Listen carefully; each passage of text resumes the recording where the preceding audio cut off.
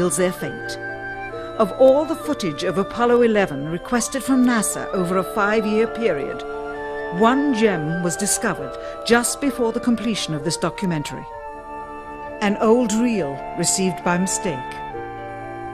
It contains the raw or unedited footage of the crew of Apollo 11, Michael Collins, Edwin Aldrin Jr. and Neil Armstrong, staging part of their mission for nearly an hour in living color, with exceptionally clear behind-the-scenes audio of conversations discussing the techniques used to achieve a disingenuous picture depicting the Earth at a distance, in order to falsely demonstrate their far journey from it and their ability to survive passing through the Van Allen radiation belts.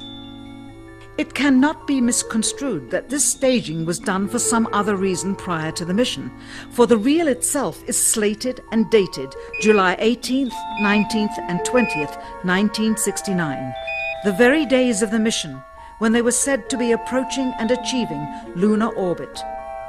Furthermore, it is apparent they are in genuine zero gravity aboard the actual spacecraft, necessary to convince the mass media of their authenticity, just not any further than Earth orbit, as you will see.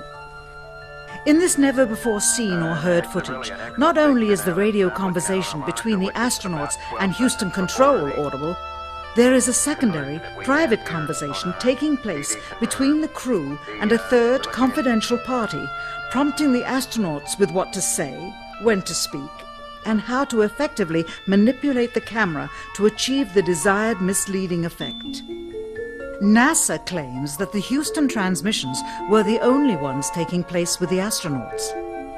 Listen now as Houston Control initiates a conversation with the crew, only to find them too preoccupied with the behind-the-scenes trickery to respond. Moments pass and the oversight is picked up on by the clandestine third party, who quickly prompts them with talk. Immediately, Neil Armstrong speaks. Hello, Apollo 11. Houston, Goldstone says that the TV looks great. Over.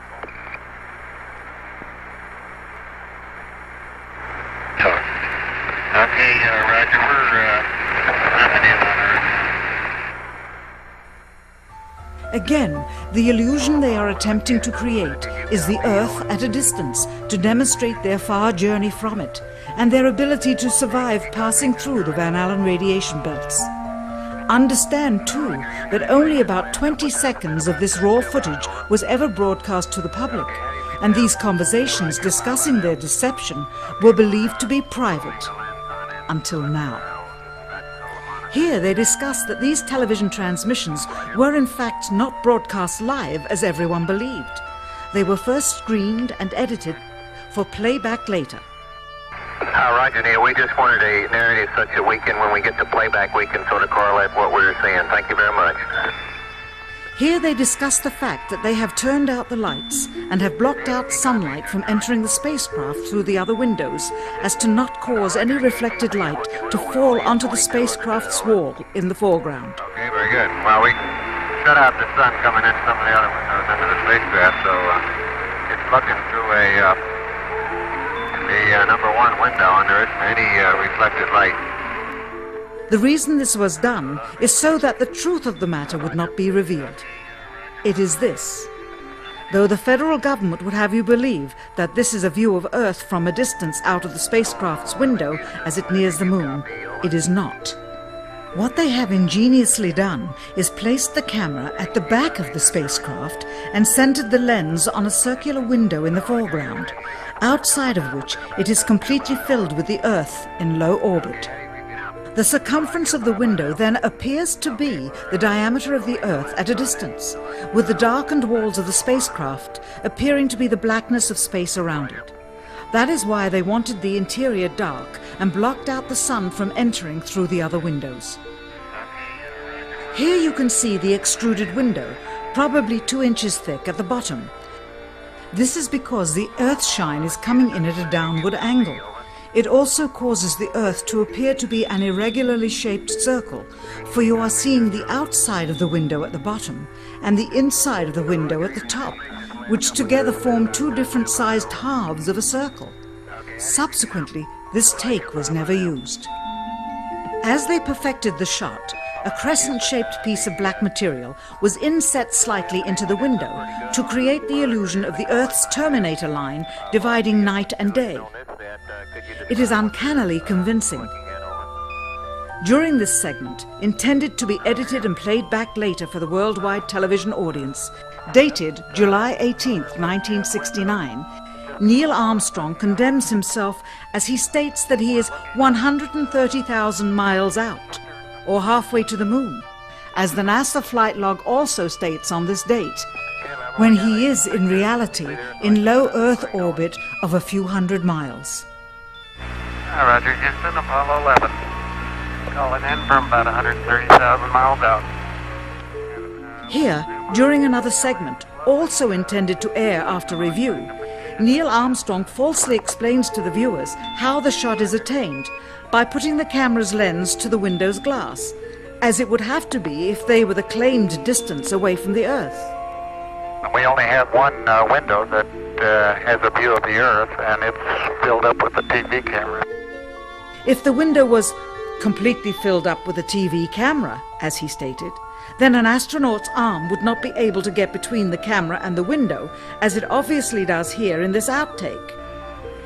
South America becomes invisible just off beyond the terminator or inside the shadow. You can also notice how the astronaut operating the camera reacted to the mistake by attempting to pan away from it. Blue gas, see white bands of major cloud formations across the Earth. This is a segment that they believed wasn't even being recorded, much less suitable for broadcast, for the lens was being zoomed out and the scene was being changed to that of an interior of the astronauts at work, and apparently the stop button popped back up on the recorder without notice. Here is the diffused work light that they used to see camera controls, but not throw light onto the spacecraft's wall. Here they remove part of the crescent insert.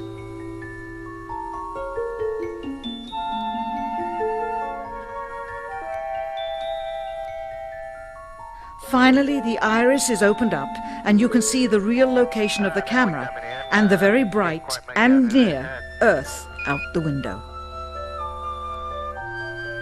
Here is the slate for the 19th of July, and the same shot of trickery on the 19th of July, and then the 20th, and the same misleading shot on the 20th. Later that evening, they were said to be walking on the moon. How can this be when they were in Earth orbit only 9 hours earlier, and the moon is some 3 days' journey away? Furthermore, if they genuinely went to the moon, why would they be faking any part of it?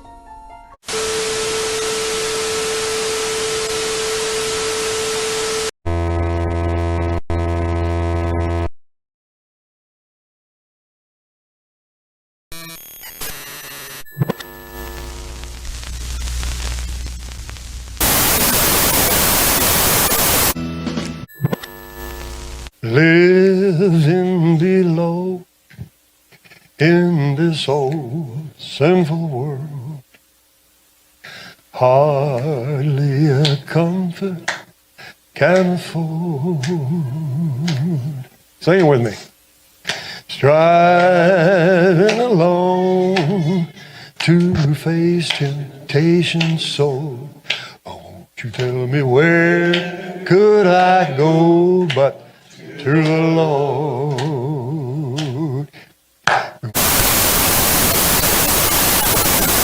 Here's the story that Ron Wyatt told me before he died. I sat in his living room and talked to him for 3 hours about the Ark of the Covenant.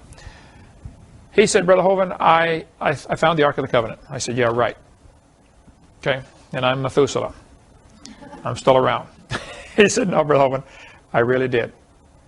I said, well, tell me about it, Ron. Now, Ron was a great guy. He was the kind of guy that if I was God, I would let him find all these things, because he wasn't out for any glory. He's not bragging about it. He wasn't, not looking for money. Just wanted to, he's a humble servant of the Lord. He had a lot of Seventh-day Adventist teaching in him, which I would disagree with, some of the things they teach. He wasn't a Seventh-day Adventist, but he believed some of the things they believe, okay? He said, I was walking along the north side of Jerusalem and with an Israeli friend of mine, and we're walking along talking about things and what happened here, because Ron's been a student of Scripture for many, many years, okay, and knew it extremely well. He said, we're walking along, all of a sudden my left arm stuck out, and I pointed to this garbage dump. There's a pile of rubble, been there for hundreds of years, up against the side of this cliff. And there's a road along the bottom, there's a big cliff and another plateau on top. He said, my left arm stuck out, and my mouth started speaking, and my mouth said, that's Jeremiah's grotto. The Ark of the Covenant's down there.